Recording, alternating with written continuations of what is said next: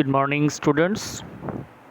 Today I am here to discuss with you about figure of speech. So, first of all, I would like to explain what is figure of speech.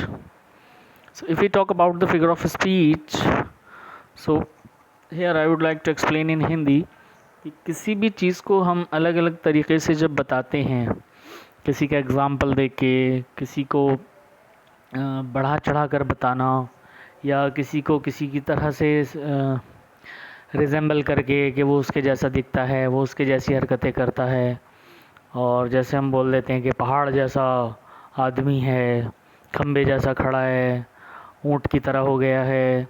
और तो जैसे कोई चीज़ बहुत खूबसूरत होती है तो हम उसको बोल देते हैं कि ये तो एकदम मोर की तरह खूबसूरत है, और क्या उल्लू की तरह देख रहा है, कौवे की तरह काला है। तो these are the examples which I explain you in Hindi because now it will be easy for you to understand that what is figure of speech. So let me explain you in English. The definition of figure of speech is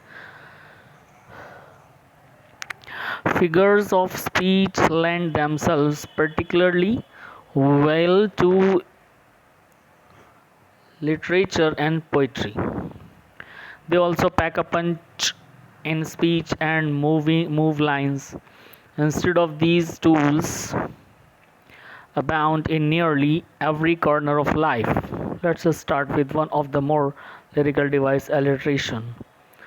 So these are also called poetic device कि आम तौर पर ये poems के अंदर या कोई literature की जब हम बात करते हैं तो हम फिगर ऑफ स्पीच का यूज़ करते हैं. They are also called poetic device क्योंकि इसके अंदर हम जब हम गाते हैं तो हम पोएम लिखते हैं.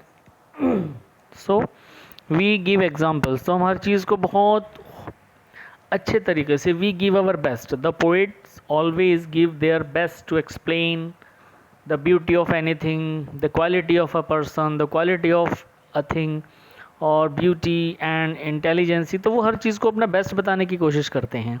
सो वो तरह तरह के they give different kinds of examples. So these are the figure of speech. तो इसमें क्या है, फिगर ऑफ स्पीच जो है पर्टिकुलरली लिटरेचर और पोइट्री के अंदर यूज़ किए जाते हैं, और वो एक स्पीच है मूव लाइंस आगे बढ़ाने के लिए, जिनके इंसान पढ़ता है और वो बहुत उसमें एकदम से खो जाता है और वो उसको तभी पढ़ने में इंटरेस्ट आता है. So let's start first figure of speech, that is alliteration. Alliteration is the repetition of beginning sounds of neighboring words. ये जो alliteration है वो होता है कि रिपीट हो रहा है बिगनिंग साउंड. बिगनिंग साउंड सिर्फ पहला जो वर्ड है, पहली जो साउंड होगी किसी भी वर्ड की, वो रिपीट होगी हर वर्ड में. For example, she sales sea shells, she sales sea shells. So the beginning sound is repeating in the next word. Walter wondered where Winnie was. These are called alliteration. Blue baby bonnets bobbed through the bayou. Nick needed new notebooks. Fred fried frog's legs on Friday. These are the alliteration. Means यहाँ पर repetition से आप समझ जाइए. It will be easy for you to remember through the repetition, कि जिसमें repetition हो रहा है that is alliteration. The next word is hyperbole. Hyperbole uses exaggeration for emphasis और effect. Exaggerate means to enlarge something, किसी चीज़ को बड़ा करना, बढ़ा चढ़ा कर बताना. For example, I have told you to stop 1,000 times.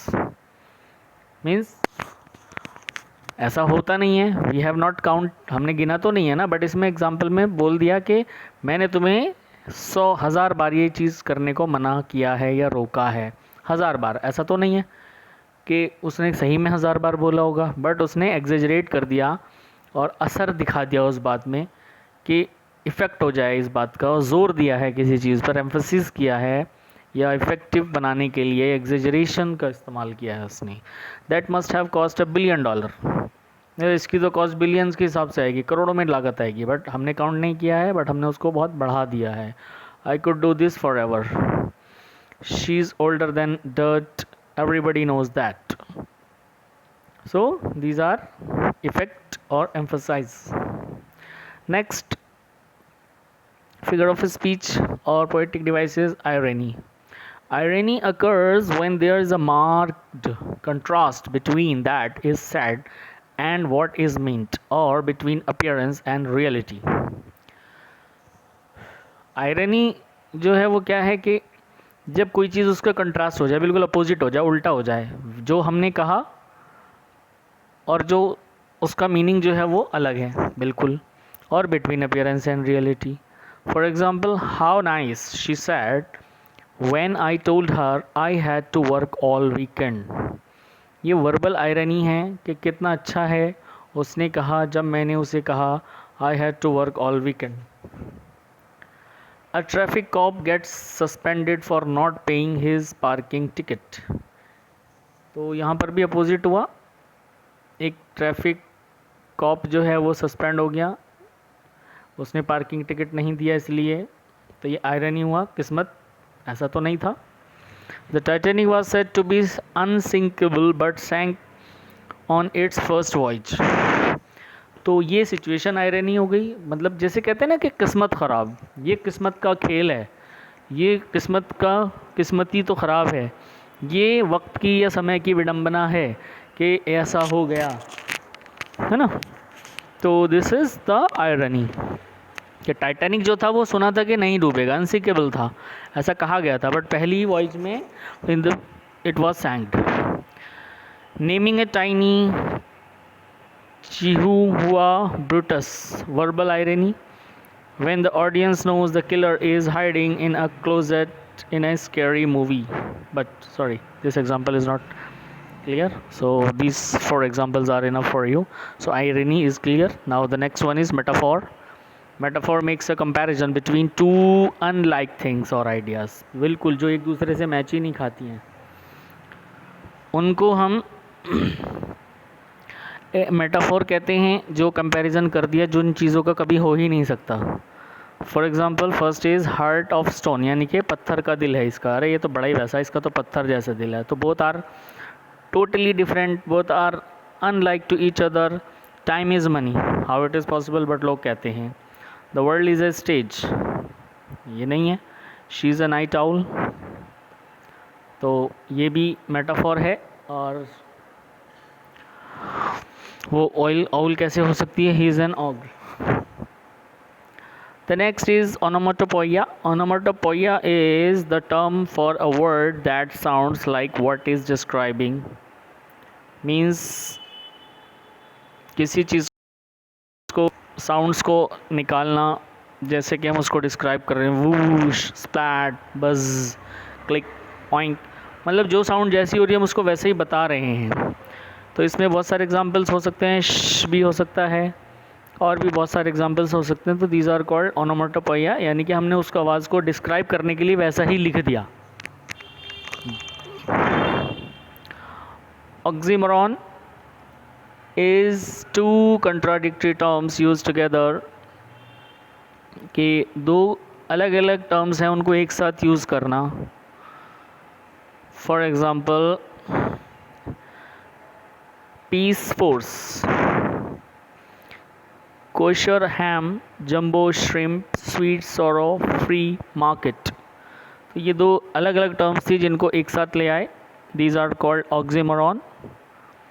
personification gives human qualities to non-living things or ideas. मतलब नॉन लिविंग थिंग्स हैं, उनको हमने एक ऐसा करके यहाँ पर बता दिया कि वो ह्यूमन की क्वालिटी है उनके अंदर, वो हमसे बात कर रहे हैं, वो मूव कर रहे हैं. जैसे first example is flowers nodded. तो इट इज़ नॉट पॉसिबल कि फ्लावर्स अपने आप नोट करें. The snowflakes danced, the thunder grumbled, the fog crept in, the wind howled. तो ये पर्सोनिफिकेशंस हैं जो ह्यूमन क्वालिटीज़ बताते हैं बट नॉन लिविंग थिंग्स में. And now the last one is simile. A simile is a comparison between two unlike things using the words like और as. तो simile क्या होती है, जब हम कंपैरिजन करते हैं किसी चीज़ का कि ये उसके जैसा है, बिल्कुल ऐसा ही है, उसके जैसा दिखता है। So this is the simile. For example, as slippery as an eel, like peas in a pod, as blind as bat, eats like a pig, as wise as an owl. So these are some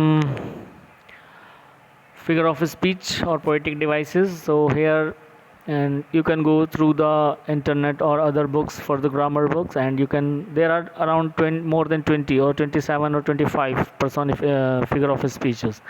But out of all these, I think these 8 are important, so I have discussed with you only these. I hope you have understood. Thank you.